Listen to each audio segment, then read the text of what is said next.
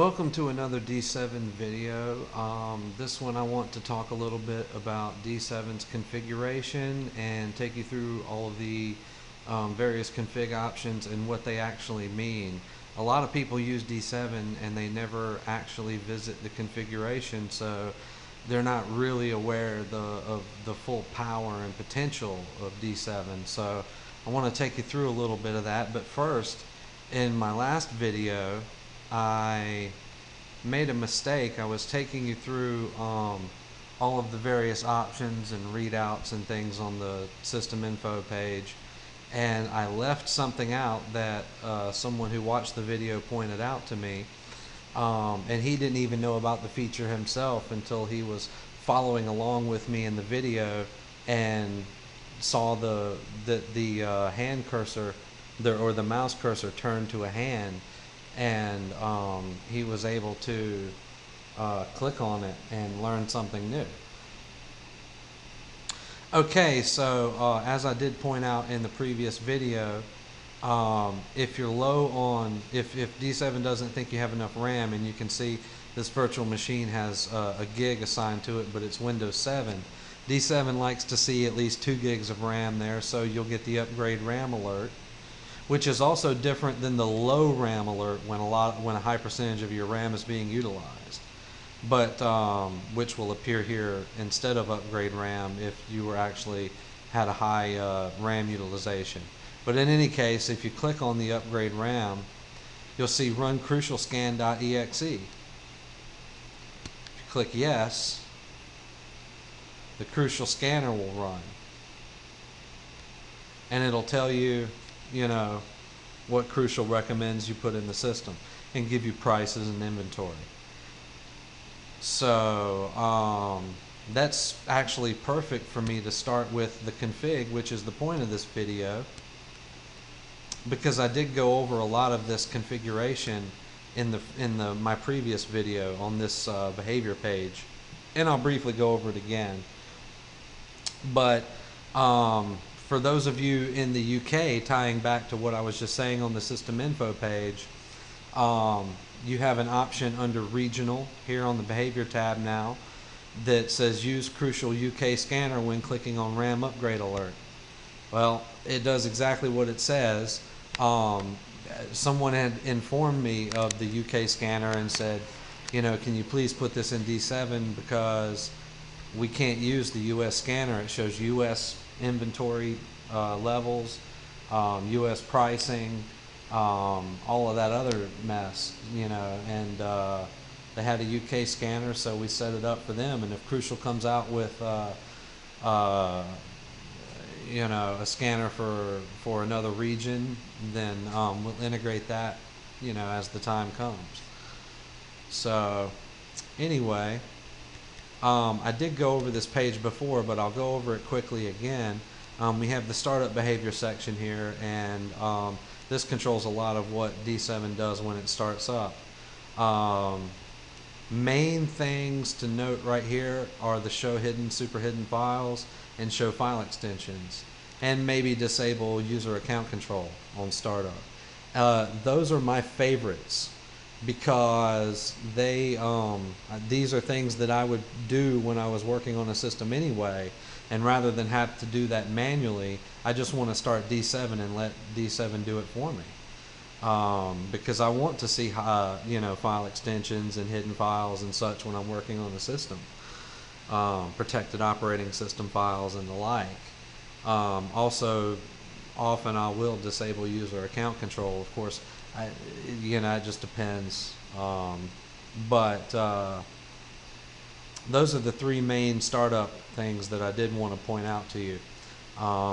Everything here is pretty self-explanatory. The options below that, check Windows event log for issues, check device manager for issues, check HKCR shell open command. That actually checks for a malware hijack. The guys above it, check activation on Vista and 7, which is a slow process, so we can disable that.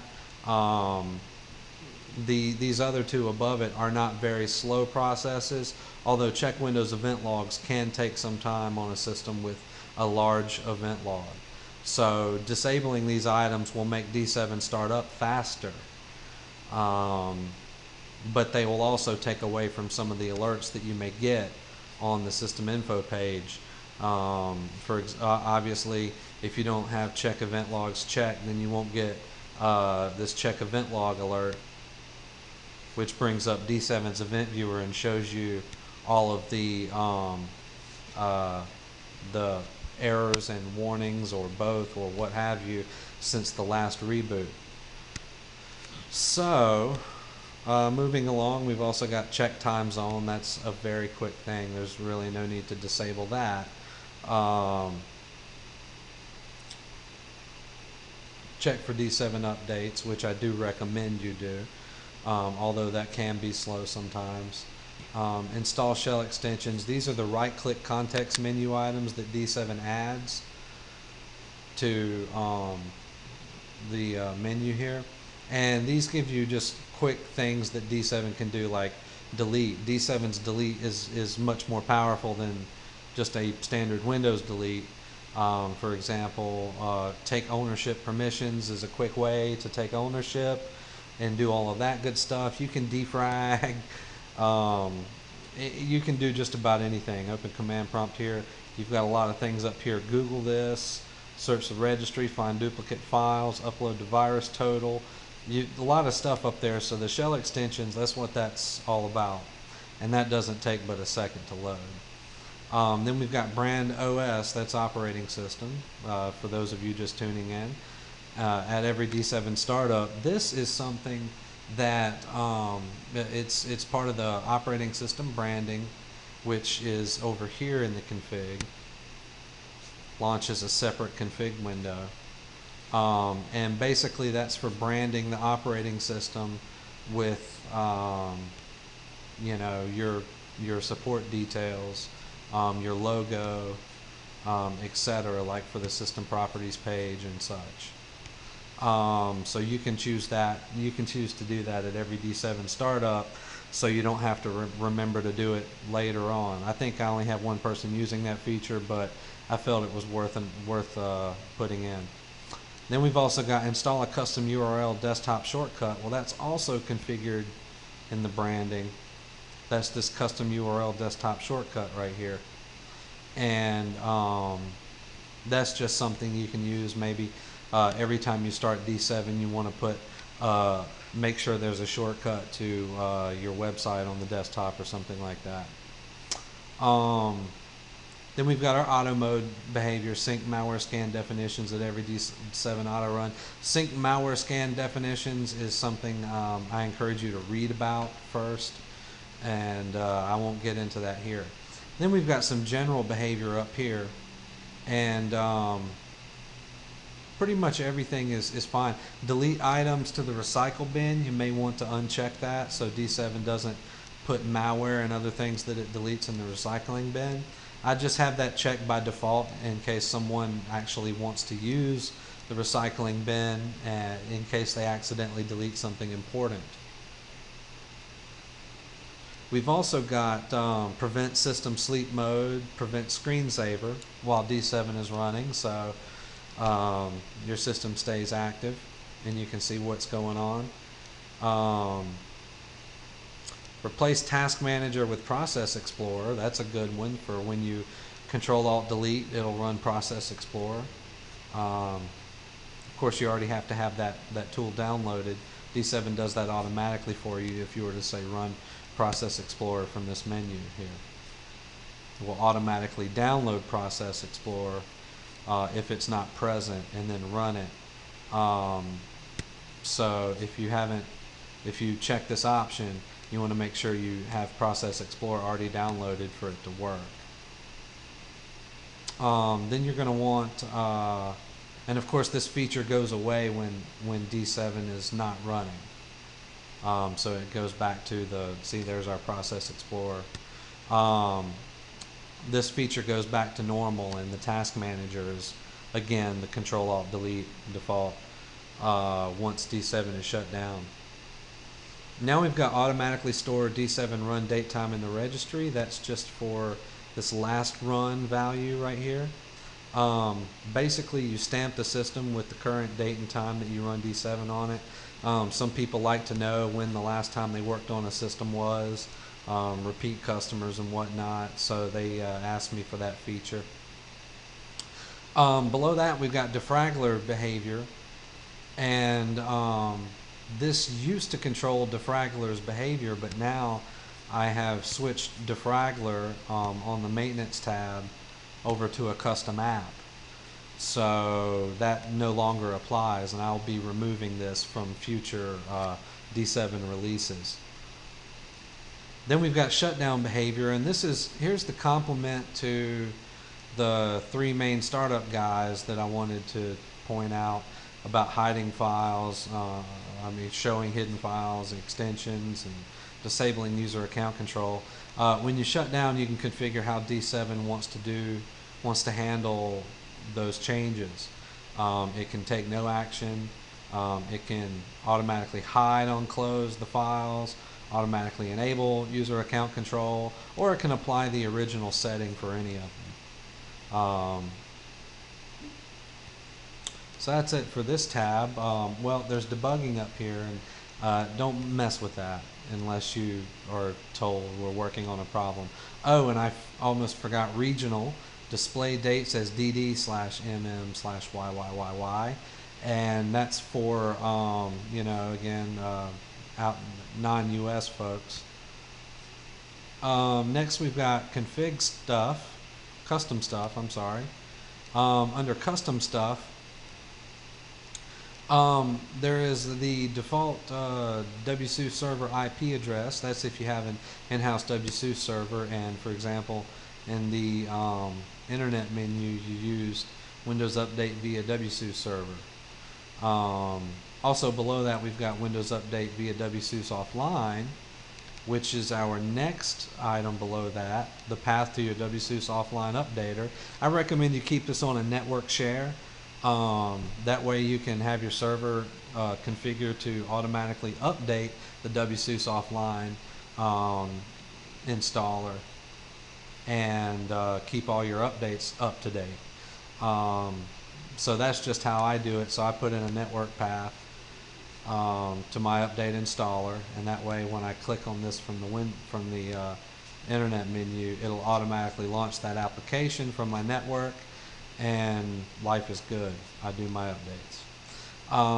Beside that, we've got custom paths. This is a custom network path to open for the folders menu, which is right here. //NAS is the default, because that's just happens to be what where I point a lot of stuff to. Data grab default backup location. This is something sort of new and very minor. Just sets a default backup location right here if you don't like my default backup location. Custom NTP server. This is for syncing time with the internet as part of the maintenance internet time sync function. And you can enter in your own custom NTP server. Sometimes this one isn't the best server to use. Maybe you want to use something more local, then you can configure it here. Below this, we've got unstoppable copier options, and this controls how unstoppable copier acts in data grab and data migrate, data restore, and anything else that uses unstoppable copier in D7. The only catch is that some of these options don't like to work well together, and I've noticed in some testing that certain combinations cause unstoppable copier to kind of freeze up. So experiment with these for right now at your own risk until I can really figure out what combination it is that causes undesirable behavior, and put in some error checking for that. But you can just leave everything default and it'll still work fine. Screen lock registered feature, which everything in D7 is registered now. So this is kind of something I need to modify, that verbiage. But we've got URL or local file to display on screen. That's where you can display, any URL or custom HTML file or bitmap or whatever you want. That just must exist in the D7 directory. And I'm going to go ahead and tell you now that I will change that so that this file must exist in the D7/config subdirectory. I need to make a mental note to change that because I'm trying to consolidate all of the configuration for D7 together in one subfolder so that it's easy to work with if you were to download a new copy of D7 and instead of maybe something was wrong with your copy, you could easily copy all of the config over to the new folder and be ready to go. But right now that exists in the D7 directory, and most likely when I make that change I will put some code in D7 that checks for that file in the root D7 directory and moves it to the config directory if it doesn't exist there. So the next thing we have, of course, is unlock password. Unlock password is the password to unlock the screen lock feature, of course. And then below that you can make screen lock the default double click systray action, which the default right now is restore. For example, if D7 were minimized, you would want to double click and restore it. Custom names, this is for a restore point. This is good. Doesn't require much explanation. I've got my own video on custom apps, but I don't believe my last video on custom apps included the 64-bit only option. So when you're making a custom app, you basically can have a separate download URL and download file name and executable file name for your 64-bit variant of that particular app if it has one. If it doesn't have one, just fill out the regular. This executes if it's 32 or 64-bit, or if it's a 64-bit system that D7 detects, it will execute this app. So that's new since the last video. Also, we've got new since the last video, display prompt after running this app in auto mode. And basically some apps just D7 can't detect when they're finished executing, so D7 moves on, and maybe in D7 auto mode you want to make sure that that app waits. Now I only recommend checking this if D7 doesn't wait on the app before continuing with auto mode. Otherwise it could get annoying. Now we've got custom functions, and this is a relatively new feature to D7. Basically you can just, everything on this page is a D7 function. D7 startup, D7 shutdown, brand operating system, which we discussed earlier, reset networking interfaces, delete temp files, repair permissions, and then all of these other repair functions here. This is for just adding your own application or your own custom script to say D7 startup, or for example, if my repair Windows update function isn't quite good enough in all scenarios, which I'm hoping that it is now, but if it's not and you have like a batch script or just a program that does the repair better, you can attach it to this function so that every time you run that function from within D7, it runs the script or app that you've attached to it. In addition to D7's functionality already. It will actually, and it's actually worthy of note that this the custom app or script runs after D7's internal functionality. Next we've got the My Apps tab, and this is really kind of talking about these apps right here that are on the Customize Install page now. Used to be a My Apps tab, but it isn't any longer. these apps are just other premium foolish IT apps that you may have and may use, and if not, then we'll not worry about it. We'll discuss these features at another time because most of you probably aren't using these other apps, although some are. I know that you probably already understand what these do. Then we've got our SMTP config, and this is for any time that D7 sends an internal email. For example, on the maintenance tab, someone requested a feature that it email you when it's finished, so they got SMS notification essentially. There is the feedback function when you submit feedback to me, which also has a new feature, diagnostic information. This is just some information that will help me out if you're experiencing a problem.